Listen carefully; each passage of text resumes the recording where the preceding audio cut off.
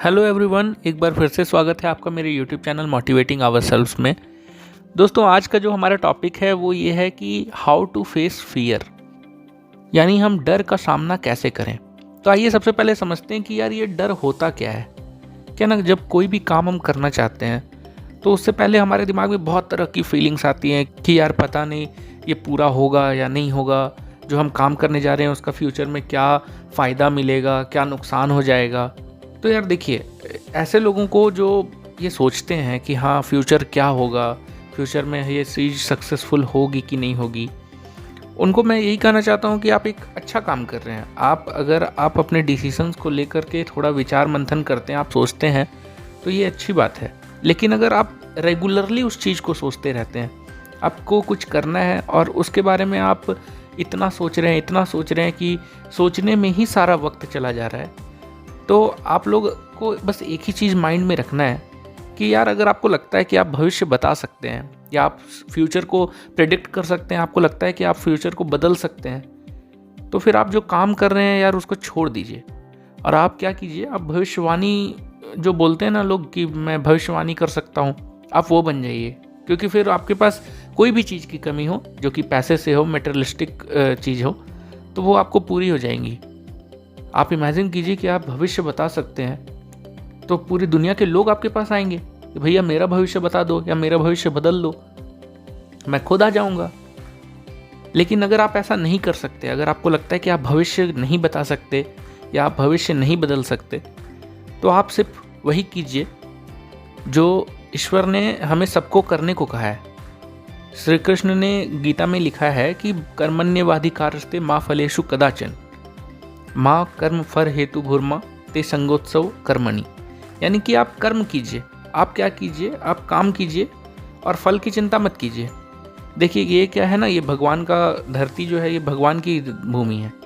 यहाँ पे आपको एक पैसा, मतलब एक होता है ना कि रत्ती भर भी ऐसा नहीं हो सकता कि आप जितना कर्म कर रहे हैं या जितना आप एफर्ट लगा रहे हैं उससे कुछ कम मिल जाए। आज मिले, 2 महीना बाद मिले, 5 महीना बाद मिले, लेकिन आप जितना इफॉर्ट लगा रहे हैं उसका एक इक्वल मतलब आपको मिलना है, अमाउंट ऑफ समथिंग। तो उसके लिए आप चिंता मत कीजिए। क्या होता है कि आपको सोचना चाहिए। देखिए मैं आपको बताता हूँ, कभी कभी क्या होता है, आप सोचते हैं, लोगों का सवाल ऐसा रहता है कि यार भगवान तो भगवान है, उनके पास किस चीज़ की कमी है, तो वो भर भर के सब कुछ क्यों नहीं दे देते, जिसको जो चाहिए वो क्यों नहीं दे देते। तो इस कंसेप्ट को समझने के लिए एक छोटा सा कंसेप्ट मैं आपको बताता हूँ कि इमेजिन कीजिए कि इंडिया में जैसे होता है कि आरबीआई जो है वो नोट बनाती है, ठीक है। तो इमेजिन कीजिए कि आपको भर भर के नोट बना दिया गया, लोगों को इतना नोट, जैसे अभी एक फिक्स्ड अमाउंट ऑफ मनी रहता है जो रोटेशन में चलते रहता है पूरे इंडिया में, ठीक है। लेकिन अगर खूब सारा अमाउंट ऑफ मनी बना दिया गया कि अरे यार लो एकदम 1000 का 5000 नोट दे दो, इतना दे दो, उतना दे दो, जितना मन करे उतना लोगों को दे दो, तो जानते हैं क्या होगा। लोगों के पास जब भर भर के पैसे सरकार खुद दे देगी, मान लीजिए मुझे 10,000 की ज़रूरत है और सरकार बोले अच्छा 10,000 की ज़रूरत है, लो 1 लाख रुपया रखो, और ऐसे अगर सबके साथ होने लग जाए, तो ऐसे केसेस में क्या होता है कि पता चला कि मैं अगर सब्जी बेच रहा हूँ, तो जो सब्जी 20 रुपये की किलो आती है, वो सब्जी आपको बोलेंगे यार 1 लाख रुपये किलो है, चाहिए तो लो, नहीं तो जाओ, मेरे को अभी पैसे की ज़रूरत नहीं है। अगर आपको है सब्जी की ज़रूरत तो फिर पैसे ज़्यादा दो।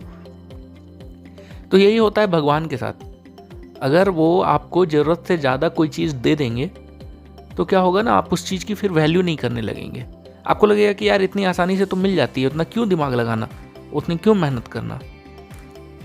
तो यार जितना आप इफॉर्ट लगाते हो उससे तो एक पैसा कम नहीं मिलना है, ये तो एकदम फिक्स सी बात है। तो यार बस माइंड में यही रखना है कि यार फिर डरना क्यों। जब भी आपको लगे कि फ्यूचर में क्या होगा, अपने आप से बस 3 सवाल कीजिए कि क्या हम फ्यूचर को बदल सकते हैं। पहला सवाल तो ये, अगर आपको लगता है कि नहीं फ्यूचर को बदला नहीं जा सकता, तो फिर उसके लिए चिंता क्यों करना कि फ्यूचर में क्या होगा। जो आप कर रहे हैं उस चीज़ की चिंता कीजिए कि हम अच्छे से कर रहे हैं कि नहीं।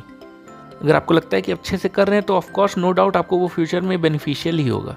और अगर आपको लगता है कि आप फ्यूचर को बदल सकते हैं, तो उसका आपको तरीका भी पता होगा, और वो उसका सिंपल सा तरीका है कि आप अपने इफ़ॉर्ट्स को अच्छा कीजिए, जो काम कर रहे हैं उस पर ज़्यादा इफ़ॉर्ट लगाइए, और उसके बाद जब आप अपने फ्यूचर को बदल सकते हैं तो फिर उस चीज़ को के लिए फिर चिंता क्यों करना। दूसरा सवाल ये है कि क्या, देखिए सिंपल सा बात है कि हम जो करने जाते हैं कोई भी काम है, वो क्या मतलब सिर्फ मेरे लिए बेनिफिशियल है या सबके लिए बेनिफिशियल है, वो सबको बेनिफिट देने वाला है, समाज के लिए। मान लीजिए हम कहीं जॉब करते हैं, किसी कंपनी में जॉब करते हैं, तो वो क्या सिर्फ हमको और मेरे बॉस को मतलब फ़ायदा देगा या सच में वो देश को फ़ायदा देने वाला है। तो आपको जब पता चले कि नहीं वो सिर्फ मेरे को बेनिफिशियल है, तब तो फिर दिक्कत हो सकता है।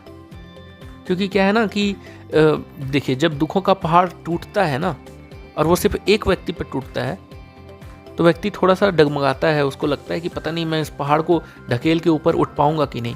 लेकिन जब वो दुखों का पहाड़ बट जाता है, जैसे कि मान लीजिए आप एक रॉन्ग डिसीजन लिए और उस रॉन्ग डिसीजन के कारण में, मान लीजिए आपको तो पता नहीं है कि मैं रॉन्ग डिसीजन लेना जा रहा हूँ कि अच्छा डिसीजन लेने जा रहा हूँ, आप तो सबके लिए ले रहे हैं।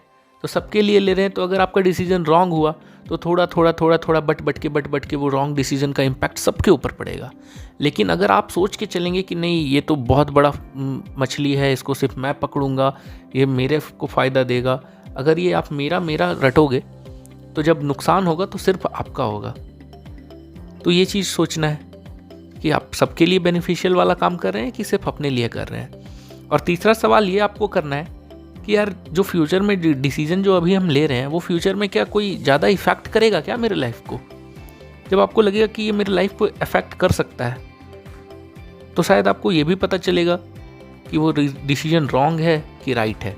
क्योंकि राइट डिसीजंस कभी भी फ्यूचर में अफेक्ट नहीं करते, वो तो हमें बेनिफिट ही देते हैं। लेकिन अगर वो आपको प्रभाव डाल रहा है आपके लाइफ में, आपको लग रहा है कि यार फ्यूचर में इसके कारण बहुत नुकसान हो सकता है या कुछ दिक्कत हो सकती है, तो उस समय उस डिसीजन को लेना बंद कर दें।